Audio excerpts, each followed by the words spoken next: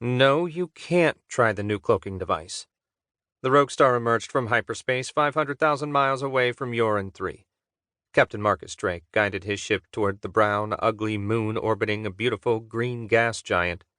A pair of heavy cruisers patrolled the system for unauthorized ships. "Come on, Marcus." His navigator and best friend, Solomon Keyes, took every opportunity to nag him about trying the latest toy First Counselor Dracor's technicians had installed on the star. "We have to test it. What if it doesn't work when we need it to?"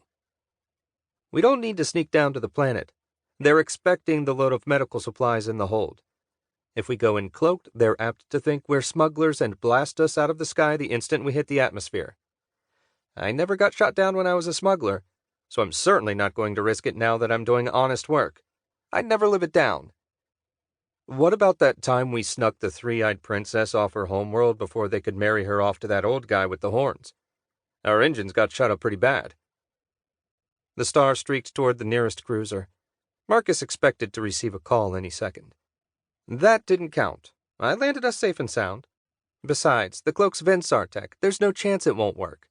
Not to mention, if we get shot down, how are we supposed to get the counselor's negotiator off the planet?" Solomon crossed his arms over his ample stomach and frowned.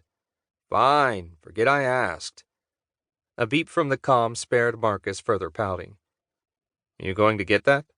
Solomon hit the flashing button. "This is the Rogue Star, go ahead."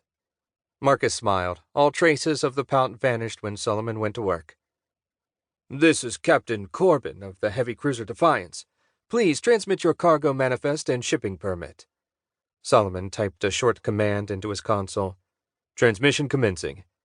The data transferred, and a few seconds later, Captain Corbin said, "Everything looks in order, Rogue Star. They'll be expecting you at Beacon 6. "Understood, Defiance. Rogue Star out." Solomon cut the connection. A grid overlaid the main view screen, showing Marcus his landing coordinates. "See? No sweat." "Don't say that, Marcus. Every time you say that, someone tries to kill us." Marcus grinned and accelerated toward the moon. Someone centuries earlier named the town Frontier X, and the spaceport comprised a dirt field half a mile from the town proper.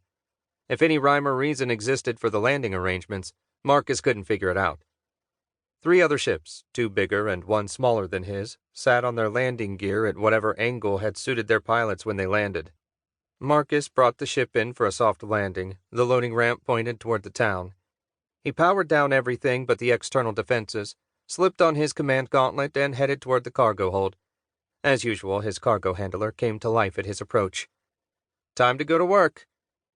Herc switched from guard mode to work mode and followed Marcus through stacks of crates toward the ramp, the robot's heavy steps rattling the deck.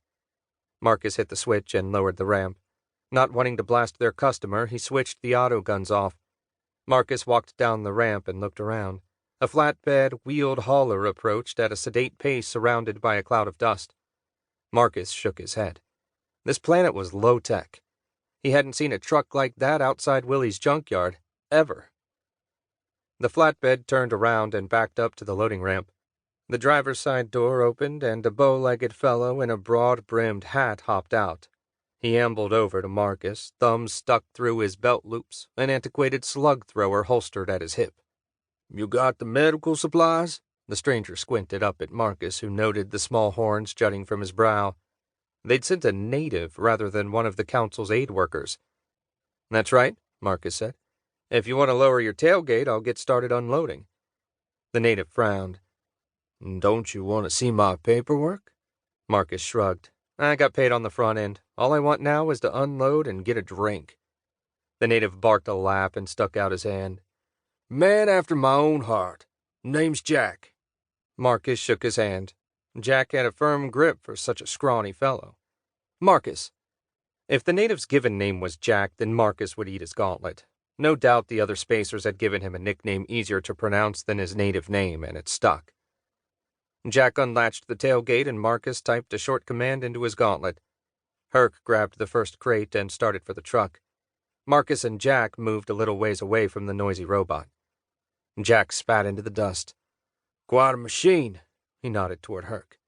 "It gets the job done.